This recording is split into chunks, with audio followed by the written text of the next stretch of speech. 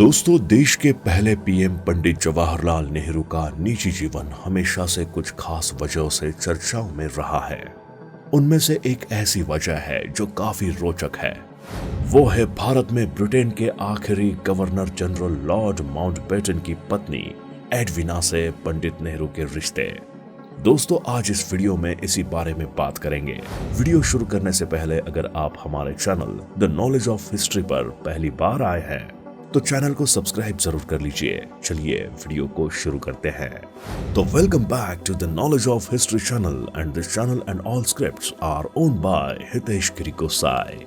दोस्तों, इस रिश्ते को कुछ लोगों ने महज दोस्ती का नाम दिया था तो कुछ ने इसे एक्स्ट्रा मैरिटल अफेयर बताया। यहाँ तक कि एडविना की बेटी पामेला माउंटबेटन और दामाद लॉर्ड ब्रेबॉर्न तक को उनके रिश्ते पर सफाई देनी पड़ी। दोस्तों, कहते हैं मोहब्बत वो आग है जो लगाए न लगे और बुझाए न बुझे। कब हो जाए, किससे हो जाए, कहाँ हो जाए और क्यों हो जाए, कोई नहीं जानता। जब ये आग लगी तब जवाहरलाल नेहरू की उम्र 58 थी और एडविना 47 की होने जा रही थी। लेकिन मोहब्बत तो किसी भी उम्र की हो, बेपनाह ही होती है। दोनों के बीच में ये रिश्ता मई 1948 के आसपास शुरू हो चुका था। नेहरू से लगातार मुलाकातों के बीच एडविना और नेहरू में एक जुड़ाव सा हो गया जो भारत की आजादी के बाद तक कायम रही। जब तक नेहरू जिंदा रहे वो लगातार उन्हें पत्र लिखते रहे। ब्रिटेन में उनसे मुलाकात होती रही। एडविना भी साल भर में एक बार जरूर भारत आती थी। एडविना को सरकारी मेहमान के रूप में भारत में ठहराया जाता था। जवाहरलाल जहां भी कहीं जाते थे वो हमेशा एडविना के लिए तोहफे खरीदते थे। उन्होंने एक बार उड़ीसा के सूर्य मंदिर के तस्वीरों की किताब एडविना माउंटबेटन को भेजी और लिखा, इस किताब को पढ़कर और देखकर एक बार तो मेरी सांसें ही रुक गई। इसे मुझे तुम्हें भेजते हुए किसी भी तरह की शर्म महसूस नहीं हुई और न ही मैं तुमसे कुछ छुपाना चाह रहा था। माउंटबेटन के हिंदुस्तान से विदा होने से एक दिन पहले भारत सरकार ने उनके सम्मान में डिनर दिया था। खाने के बाद जवाहरलाल नेहरू ने एडविना के सम्मान में एक भाषण दिया और इस भाषण ने उनकी मोहब्बत का इजहार साफ साफ कर दिया। फिर वो 21 जून 1948 का दिन, नेहरू के जीवन की ढलती हुई शाम का शायद सबसे उदास दिन। उस दिन 6 घोड़ों की बग्गी में सवार डिकी और एडविना किसी महाराजा और महारानी की तरह लग रहे थे, पर शायद किसी घोड़े को जवाहर की हालत का अंदाजा हो गया होगा और उसने आगे हिलने से मना कर दिया। उनकी विदाई को देखने आए लोगों में से किसी ने चीख कर कहा, ये घोड़े भी नहीं चाहते कि आप लोग यहाँ से जाए। नेहरू का दिल भी यकीनन ऐसा ही कह रहा होगा, पर ऐसा हुआ नहीं।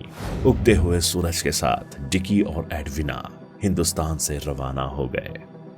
नेहरू जी थे आकर्षक। नेहरू की आकर्षक शख्सियत का असर न सिर्फ माउंटबेटन दंपति पर पड़ा बल्कि उनकी 17 साल की बेटी पामेला हिक्स भी उनसे बहुत प्रभावित हुई थी। पामेला हिक्स ने कहा था कि जब नेहरू ने पहली बार मुझसे हाथ मिलाया था मैं तभी से उनकी आवाज, कपड़े पहनने के तरीके, सफेद शेरवानी और उसके बटन होल में लगे लाल गुलाब और उनकी गर्मजोशी की मुरीद हो गई थी। मेरी माँ और पंडित जी एक दूसरे को बहुत प्यार करते थे। पुराना मुहावरा सोलमेट उन पर पूरी तरह लागू होता था। मेरे पिता गुस्सैल थे और मेरी माँ अपने आप में ही रहना पसंद करती थी। वो बहुत लंबे समय तक विवाहित रहे थे और एक दूसरे के बहुत नजदीक साथी भी थे, लेकिन इसके बावजूद मेरी माँ अकेलेपन की शिकार थी।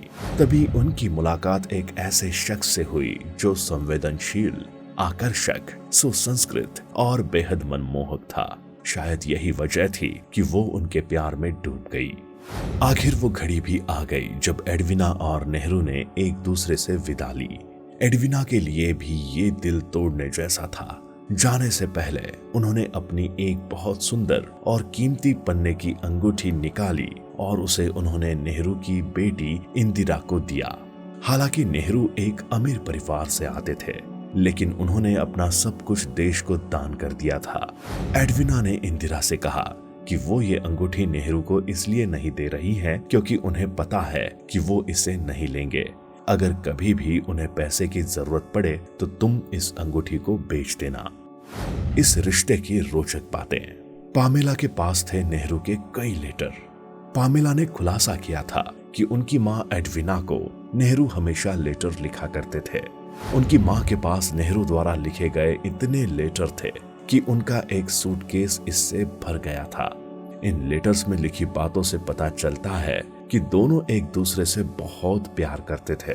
भारत को आजादी मिलने के 10 साल बाद पंडित नेहरू ने पामेला को एक पत्र लिखा था जिसमें उन्होंने कहा था कि हम दोनों के बीच कुछ तो ऐसा था जो आकर्षण का कारण था। बाकियों को भी पसंद थे नेहरू जी। दोस्तों, एडविना से पहले वायसरॉय वोवेल की पत्नी लेडी यूगिनी वोवेल भी नेहरू को दिलो जान से चाहती थी। वो चूंकि उम्र में बड़ी थी और शारीरिक रूप से उतनी आकर्षक नहीं थी, इसलिए नेहरू और उनके बारे में उतनी अफवाहें नहीं फैली। नेहरू वोवेल के जमाने में भी गवर्नमेंट हाउस के स्विमिंग पूल में तैरने जाते थे, लेकिन तब इस बारे में कोई चर्चा नहीं हुई। लोगों का ध्यान इस तरफ तब गया जब एडविना माउंटबेटन भी इस स्विमिंग पूल में नेहरू के साथ तैरती देखी गई।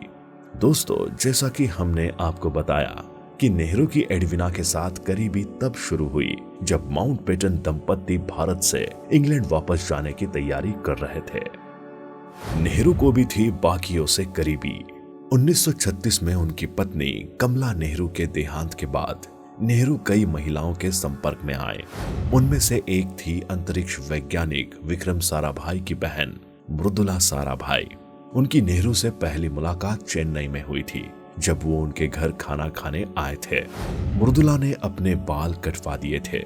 वो ना तो कोई मेकअप इस्तेमाल करती थी और न ही कोई जेवर पहनती थी। 1946 में नेहरू ने उन्हें कांग्रेस का महासचिव बनाया था। उनका नेहरू पर आकर्षण इस हद तक था कि जब भी नेहरू राज्यों के दौरों पर जाते थे, वो मुख्यमंत्रियों और मुख्य सचिवों को पत्र लिखकर उनके सुरक्षा इंतजामों के बारे में निर्देश दिया करती थी। इस कहानी पर फिल्म भी बनने वाली थी। वैसे ये फिल्म शुरू से ही मुश्किलों में फंसी रही है। भारत सरकार पहले ही साफ कर चुकी थी कि फिल्म में ऐसी कोई बात नहीं होनी चाहिए जिससे नेहरू की छवि को ठेस पहुंचे। सरकार ने साफ किया था कि फिल्म में ऐसा कोई सीन नहीं होना चाहिए जिसमें नेहरू और एडविना किस कर रहे हो, हाथों में हाथ डाले हों या फिर प्यार शब्द का इस्तेमाल कर रहे हों। इसमें ब्रिटिश अभिनेता ह्यू ग्रांट लॉर्ड माउंटबेटन का और ऑस्ट्रेलियाई अभिनेत्री केट ब्लैचेंट एडविना का किरदार निभा रही थी। भारतीय अभिनेता इरफान खान को नेहरू की भूमिका के लिए रखा गया था। जानी मानी लेखिका और नेहरू की भतीजी नयनतारा सहगल का कहना है कि अगर नेहरू और एडविना के रिश्ते को सही से दिखाना है तो फिर फिल्म को सेंसर नहीं किया जाना चाहिए। इसी वजह से इतने पाबंदियों के चलते इस मूवी को नहीं बनवाया गया। ये फिल्म एक इतिहासकार एलेक्स फॉन टुनसेलेमन की किताब Indian summer the secret history of the empire पर बनाई जानी थी। बताया जाता है कि सरकार से फिल्म को मंजूरी मिल गई है, लेकिन इस प्रोजेक्ट को काफी मुश्किलों का सामना करना पड़ा था। समझा जाता है कि यूनिवर्सल पिक्चर्स इस फिल्म पर आने वाली 3 से 4 करोड़ डॉलर की लागत को भी चिंतित थे। वैसे आपका क्या मानना है इन दोनों के रिश्ते के बारे में, हमें कमेंट में जरूर बताएं। और क्या आपने इनके बारे में पहले से सुना था या नहीं, ये भी बताएं। वीडियो पसंद आई हो तो वीडियो को लाइक करें, शेयर करें और हमारे channel the knowledge of history को सब्सक्राइब कर लें। Meet you in another video, till that good bye.